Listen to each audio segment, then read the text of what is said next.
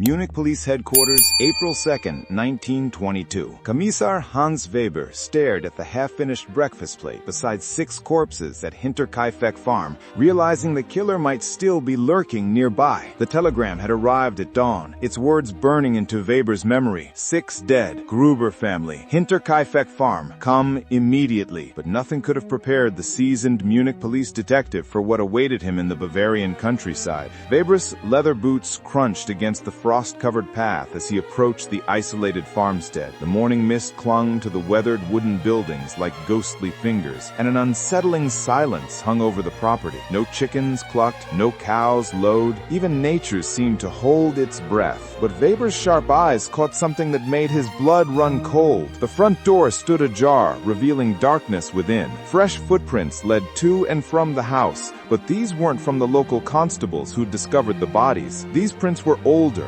more deliberate. Someone had been walking this path for days. "Mein Gott," Weber muttered, pushing open the creaking door. The scene that greeted him defied every case in his 20-year career. 6 bodies lay scattered throughout the farmhouse. Andreas Gruber, 63. His wife, Cecilia, 72. Their daughter, Victoria Gabrielle, 35. Her children, Cecilia, 7, and Josef, 2. And the maid, Maria Baumgartner, 44. Each had been struck down with what appeared to be a mattock, a farming tool with a sharp axe-like blade. But here's what Weber noticed that would haunt him forever. On the kitchen table sat a half-eaten meal. Breadcrumbs still dotted the plate. A cup of milk showed no signs of spoiling. The fire in the hearth had been recently tended to, its embers still glowing faintly. Someone had been living here, eating here, sleeping here, with 6 corpses scattered throughout the house. Weber's methodical mind began cataloging details that others might miss. The younger Cecilia lay in her bed, her small hands clutching a torn piece of fabric. Josef, barely 2 years old, had been found in his mother's arms. The killer had shown no mercy, not even for children. You think that's disturbing? Wait until you hear what Weber discovered next. His investigation led him to the barn, where the trail of blood told a different story. Andreas and Cecilia Gruber Sr., along with their daughter Victoria and granddaughter Cecilia, had been lured to the barn under some pretense. The killer had waited, hidden perhaps among the hay bales, before striking with methodical precision. But Weber's trained eye caught inconsistencies that made his stomach churn. The spacing between the bodies, the angle of the wounds, the defensive positions. This wasn't a crime of passion. This was calculated, professional, cold. Someone planned this, Weber murmured to his junior officer, Lieutenant Klaus Richter. But why stay? Why remain in the house with the bodies? The answer to that question would change everything Weber thought he knew about human nature. The farmhouse kitchen was light and airy, but a sense of cold dread hung in the air, despite the warmth from the wood-burning stove. Weber's systematic examination of the crime scene revealed layers of mystery that deepened with each passing hour. In the kitchen, he found receipts dating back weeks, but also fresh grocery deliveries from just 2 days prior. Someone had been maintaining the household routine even after the murders. The meticulous Kommissar documented everything: the position of each body, the blood spatter patterns, the scattered personal belongings. But it was Andreas Gruber's study that Weber made his first breakthrough. Hidden beneath a loose floorboard, he discovered a collection of letters tied with a faded ribbon. The correspondence revealed a family torn apart by secrets, accusations, and barely contained rage. Andreas had been feuding with neighbors over property lines. Victoria, a widow, had been receiving mysterious late-night visits from an unknown man.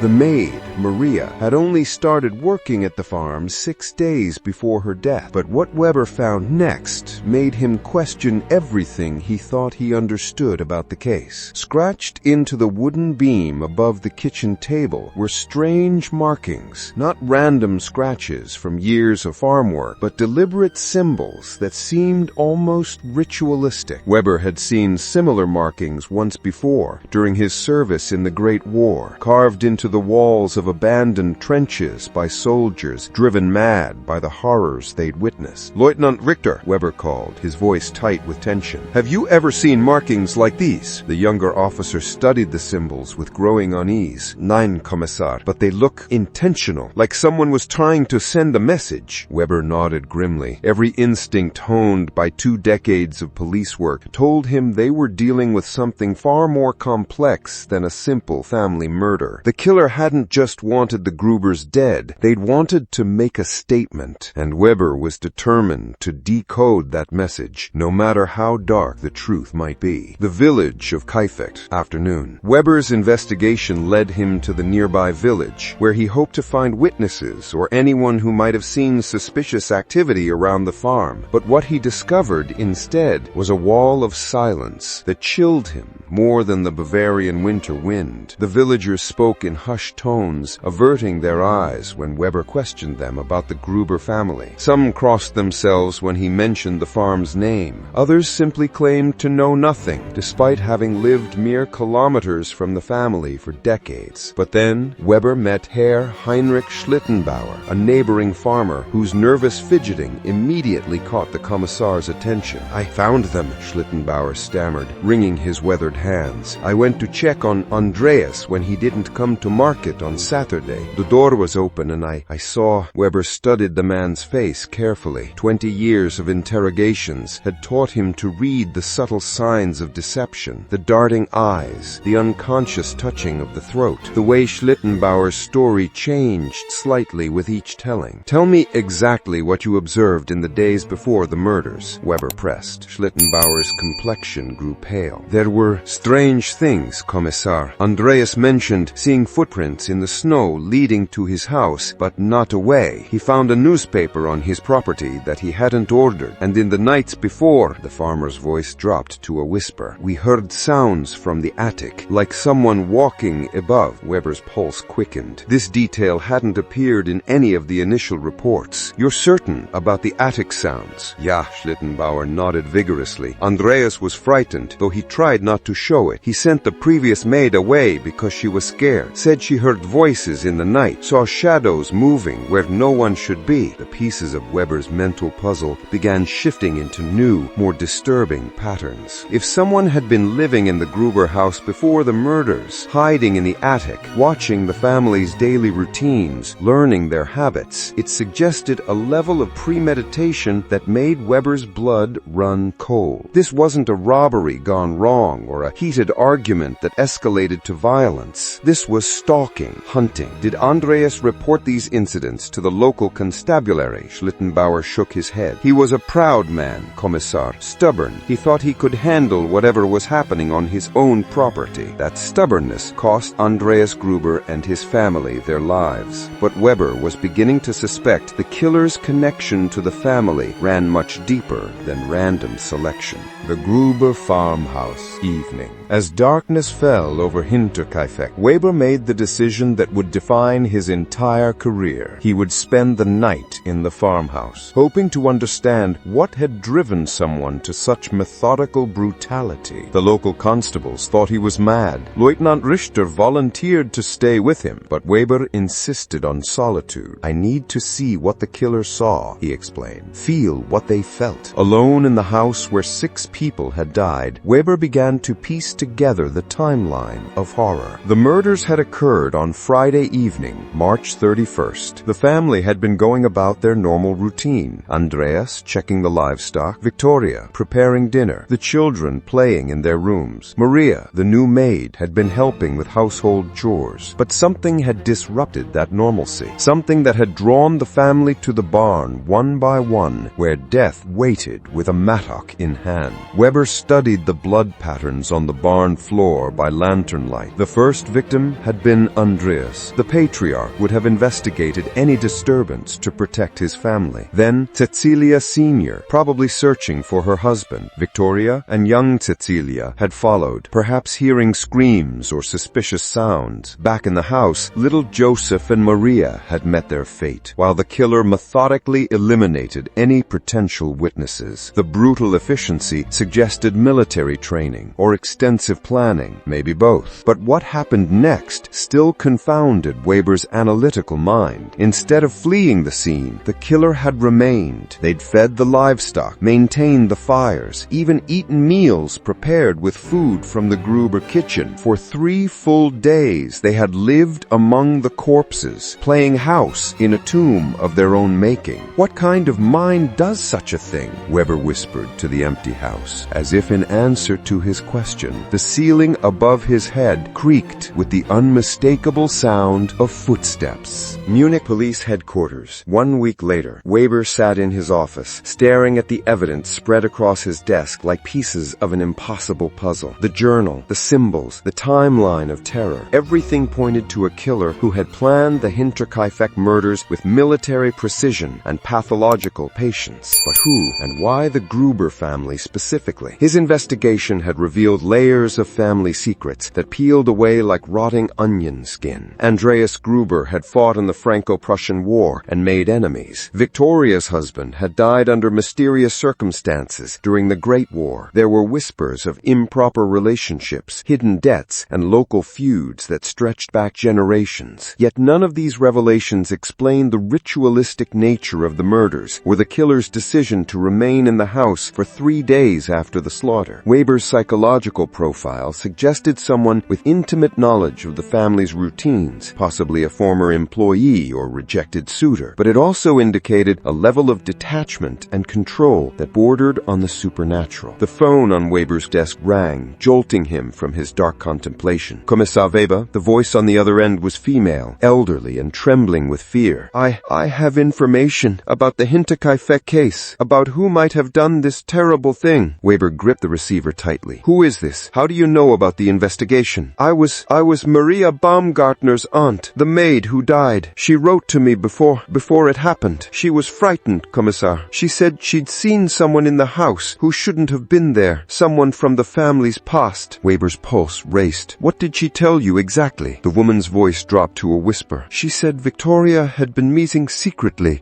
with a man who claimed to be the father of her children, but Maria recognized him from old photographs. He was supposed to be dead, Kommissar, killed in the war, but somehow he had come back." The revelation hit Weber like a physical blow. Could the killer be someone the family had trusted, someone they believed was dead but had somehow survived and returned for revenge? The timeline suddenly made sense. The patient surveillance, the intimate knowledge of family routines, the ritualistic elements of the murders. But if the killer was someone from the family's past, where had he gone after the 3-day vigil at the farmhouse? And more importantly, was he planning to strike again? The final investigation, 2 months later. Weber's obsession with the Hinterkaifeck case had consumed every waking hour for weeks. His superiors pressured him to close the file and move on to other cases, but the commissar couldn't abandon the 6 victims who haunted his dreams. The breakthrough came from an unexpected source. A psychiatric hospital in Vienna reported that a patient had been admitted on April 3rd, just 2 days after Weber's night in the farmhouse. The man had been found wandering the streets, covered in blood, muttering about completing the circle and honoring the dead. When Weber traveled to Vienna to interview the patient, he found a broken shell of a man who bore a striking resemblance to photographs of Victoria Gabriel's deceased husband. "My name is Georg Gabriel," he whispered through cracked lips. "I died at Verdun in 1916, but death wouldn't take me. It sent me back to finish what I had started." Weber studied the man's medical records carefully. According to the hospital staff, Georg had suffered severe head trauma that had left him with fragmented memories and a tenuous grip on reality. He alternated between lucid conversations about farm life and violent episodes where he relived battles that had ended years ago. "Tell me about Hinterkaifeck," Weber said gently. Georg's eyes brightened with terrible clarity. "They thought I was dead. My own wife took up with another man, bore children that should have been mine. My father-in-law treated my memory like garbage. They needed to be reminded of their obligations to the dead." The confession that followed painted a picture of methodical revenge that chilled Weber to his core. Georg had indeed survived the war, but with severe psychological damage that left him unable to distinguish between past and present, living and dead. He'd lived in their house for weeks before they knew he was there. He watched them eat meals I should have shared, sleep in beds where I should have laid my head. They owed me that time stolen by war and death. But Weber's final question revealed the most disturbing truth of all. Why did you stay in the house for 3 days after after the murders. Georg smiled with the serene madness of someone whose reality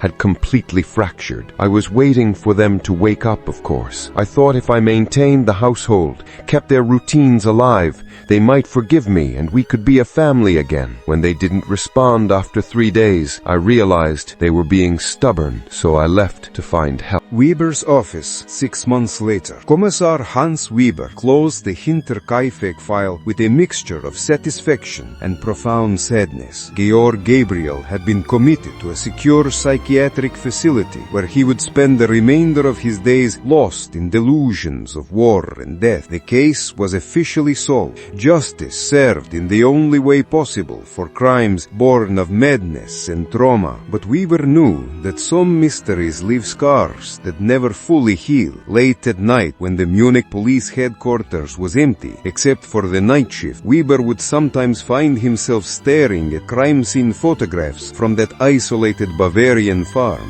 He would remember the half-finished breakfast, the makeshift bed in the attic, the journal entries written in blood. The Hinterkaifeck murders had taught him that the human capacity for both love and violence could be twisted by circumstance into shapes that defied comprehension. Georg Gabriel had returned from the war carrying wounds that went far deeper than shrapnel and gas burn. He'd brought home a fractured psyche that transformed grief into rage and love into lethal obsession. Weber often wondered about the other men who'd survived the trenches with similar invisible wounds. How many were out there, walking among the living, while still fighting battles that ended years ago? How many families would suffer because the war had broken something fundamental in the minds of those who'd served? The Kommissar ever spoke publicly about these concerns, but his later career showed a pattern of advocacy for veterans' mental health services and psychological evaluation programs. The ghosts of Hinterkaifeck had taught him that some crimes are symptoms of larger tragedies that society prefers to ignore. And sometimes, late at night when the wind howled through Munich's ancient streets, Weber would remember Georg Gabriel's final words. "The war never really ends, Kommissar. It just comes home." Those words haunted Weber until his dying day, a reminder that even solved mysteries can leave wounds that never fully heal. The Hinterkaifeck case was closed, but the questions it raised about trauma, madness, and the price of survival would echo through Weber's mind forever. Some truths, once discovered, can never be forgotten.